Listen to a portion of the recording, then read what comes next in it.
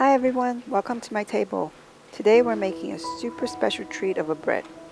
This buttery raisin bread is caramelized and crunchy on the outside and soft and chewy within, with the perfect amount of sweetness. You will not be able to resist.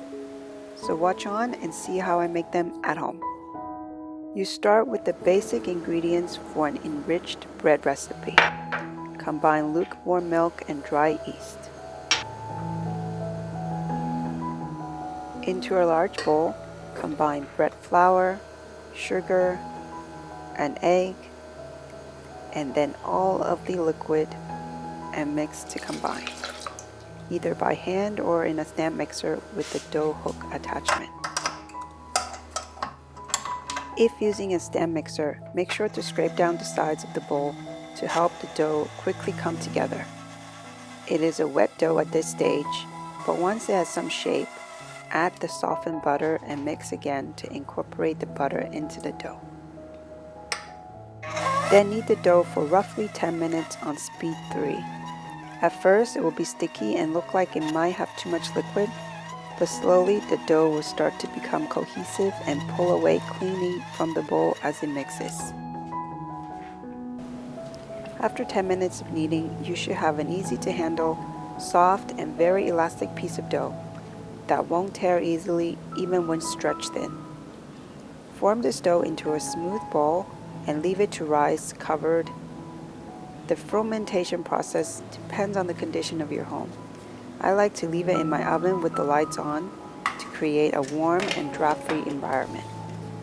And it took about 1.5 hours on a cold winter's day for the dough to double in size. In the meantime, mix the filling by combining softened butter with condensed milk and brown sugar. Mix it up and put the spread into the fridge to stiffen up. And of course, get some raisins, as these are raisin bread knots. When the dough has risen, scrape it out of the bowl and onto a large floured flat surface. Then roll it out into a large rectangle.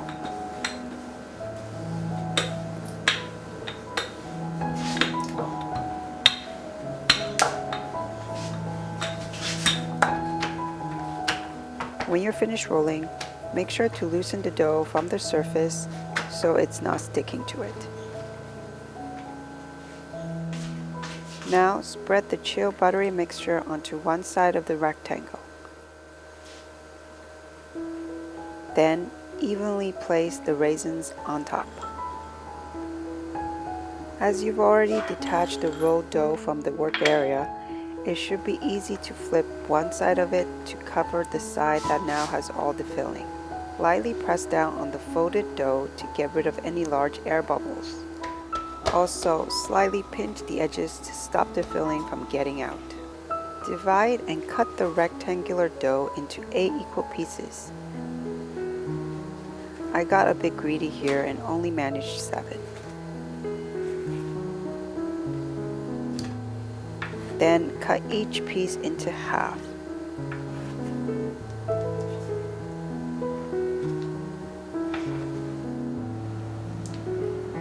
To shape the knots, carefully lift one half piece and stretch it out as far as you can without losing most of the filling.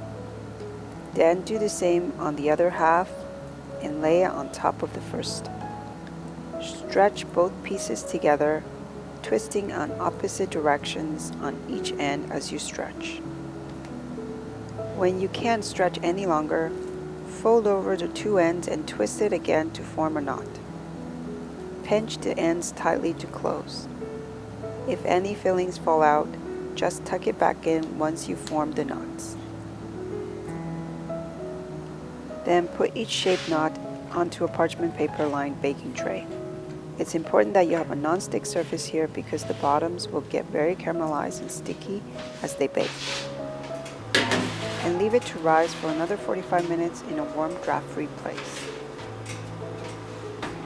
Then bake them for 17 to 19 minutes.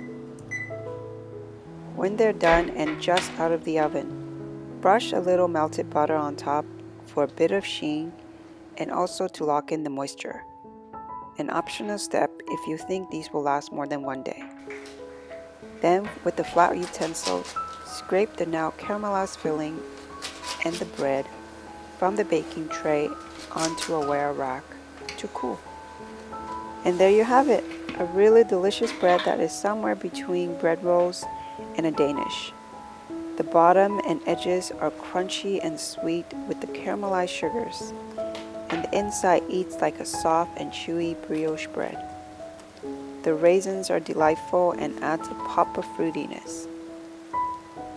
Make it for your family.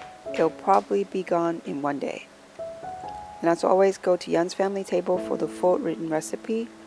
Give me a thumbs up and subscribe to my channel for more yummy food.